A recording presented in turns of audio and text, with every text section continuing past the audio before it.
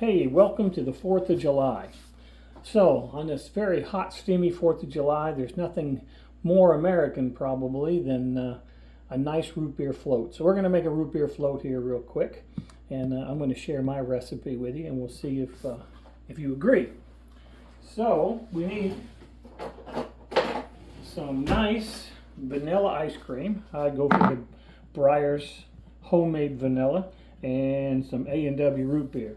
Now, what would a good root beer float be without a frosty mug?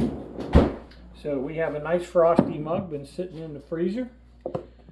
So let's get started. It's a pretty simple process. We're going to start with a nice big scoop of vanilla ice cream. And we're going to plop that right down in there. Maybe a little bit more.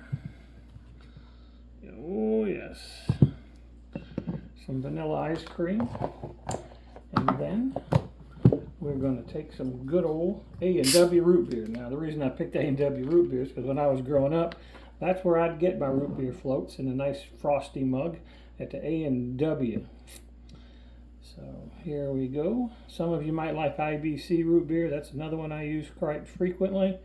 But for today, we're going to be using some A&W. Now, the chemical reaction here creates a lot of foam. So you just have to wait a minute and let the foam work itself out.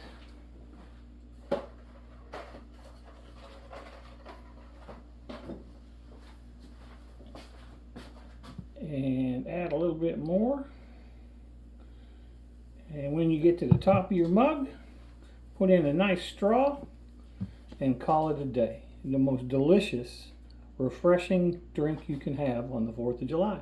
Happy 4th, up with the rebels, and down with the British.